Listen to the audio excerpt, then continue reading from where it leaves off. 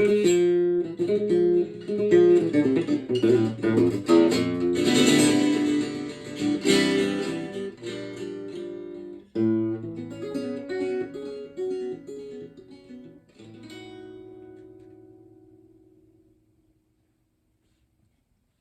everybody, welcome and thank you for tuning in. My name is Noé Socha and I'm an Italian guitarist living in New York City. And I'm very excited to be performing here for the ValleyCAST Art and Music Festival. It makes me very happy to be here and do this stream. And the first song I'm going to play is a tune of mine that is available on my record. It's called Romance Among Thieves. And you can find it, the name of the record is Blues and the World Beyond by Likho, Likho Duo. And it's available on Spotify, YouTube, and Apple Music, and all the streaming services. Also at likhoduo.com. And yeah, I hope you guys enjoy it.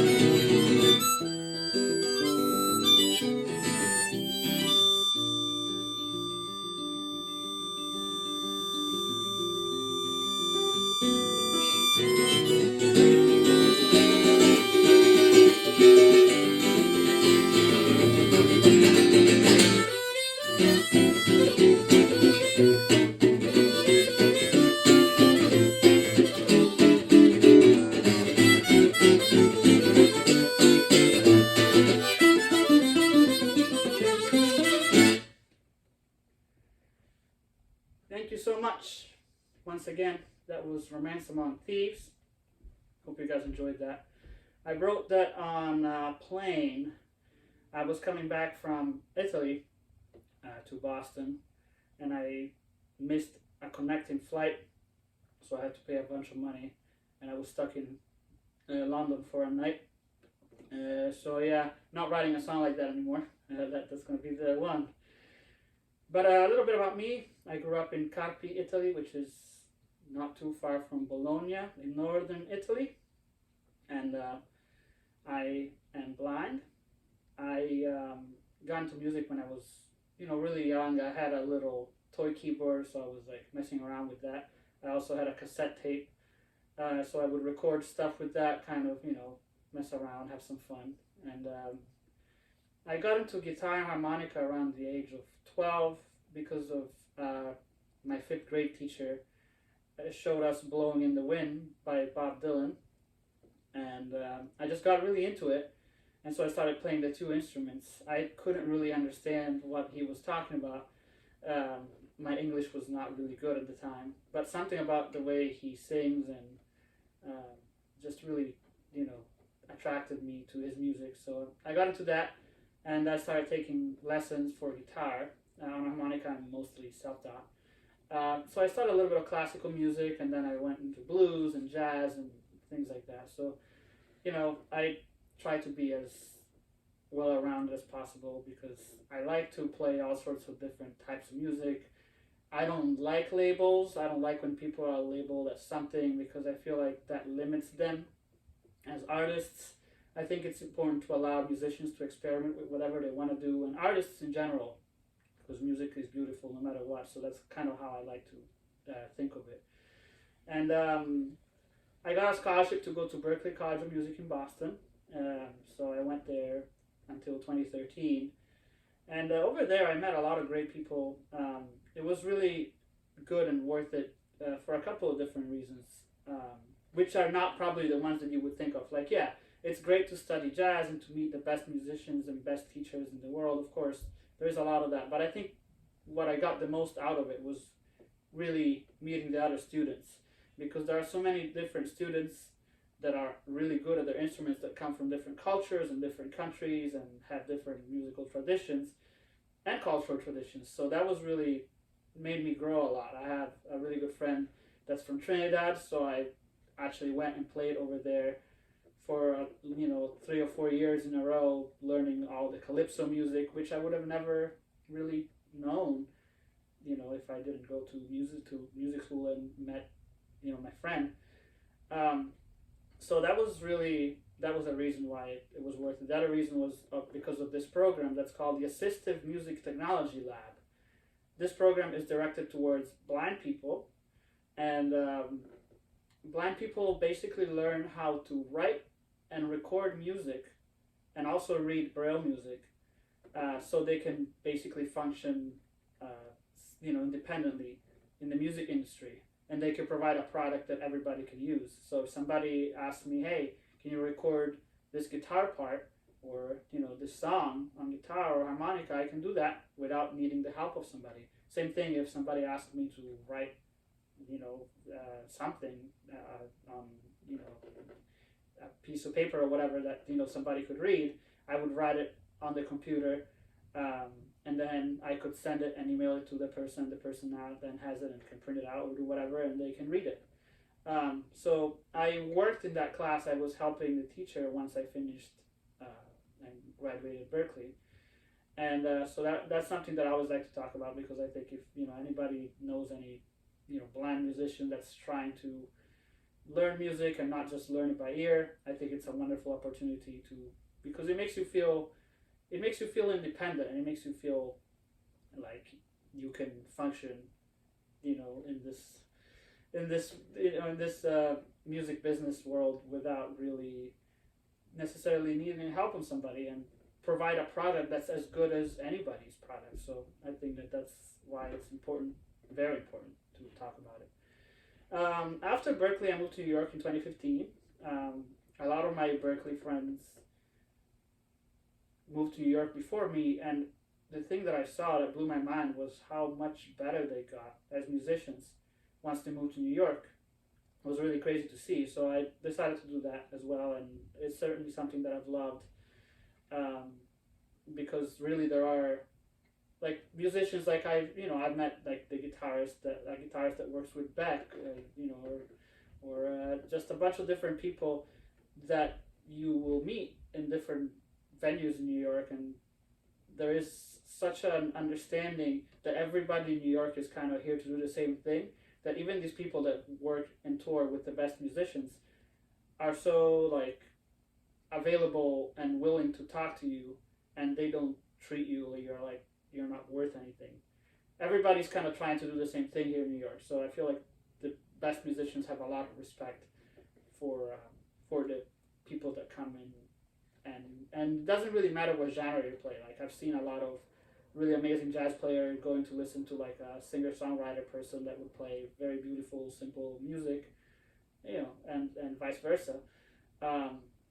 So I think that is the main reason why I really like living in New York City. Also, with transportation, accessibility is makes everything a lot easier, because I can get places independently without needing help. So that is also a major factor.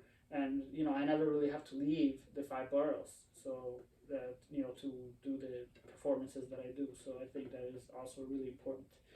And even with Corona now, like a lot of stuff has slowed down and everything. But during the summer, I was able to play outside of a lot of different establishments. So I really feel like it's the best place to be. And a couple other things I want to touch on. I have a YouTube channel called Blind Selfie, because I take my own videos.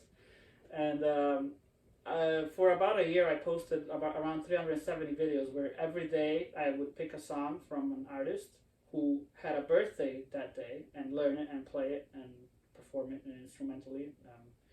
So I did that for about a year, and that was a lot of fun because it allowed me to explore a lot of different genres that I normally wouldn't have. So I've done anything from Van Halen to AC/DC to Dave Brubeck to Selena Gomez, Whitney Houston, just all sorts of different genres of music, Brazilian music.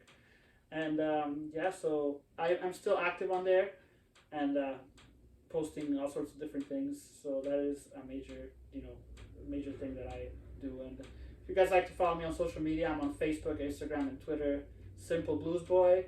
And also I have a website, noemusic.net, where you can find all my stuff. For the next song, I am going to change guitars, so you guys may not see me for a second. And it's a song that I wrote earlier this year, and kind of gave it a funny name, funny title. Basically, everybody calls the cane that we use as blind people to walk around. Everybody calls it the walking stick, but that's not technically correct. But it kind of sounded funny for a name of a song, so I decided to call it the Walking Stick Blues, which I don't know, it's kind of funny. And I hope you guys enjoy it. And I really like that in this festival there are a lot of opportunities for people of all abilities. It doesn't matter what if you have a disability or not. And I really like that about this, because in my life I've always tried to do that and aim for that. And I've worked with Grammy Award winning artist Paula Cole and Terrell Carrington, and also I was casted and I was part of a MasterCard commercial that was aired during the Grammys in 2018, featuring SZA. So that, and I was casted because of me and the way I play, and not because of my disability. And I really like that. I feel like that's kind of what we should all aim for if we can, because I feel like that really brings us forward into a world of acceptance of the differences. So I wanted to give a shout out to that, because I think it's really important, and that's kind of what I stand by when I do the things that I do. So here goes, Walking Stick Blues. I hope you guys enjoy it.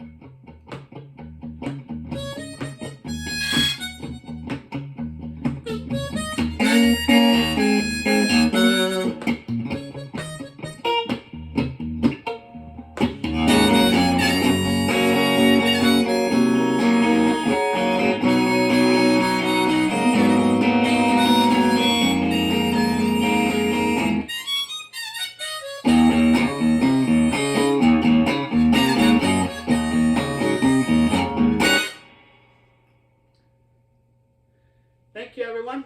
Again, my name is Noé Socha. Thanks for having me, and I'm excited to also see all the other artists that are performing for this. And I'll see you guys again soon.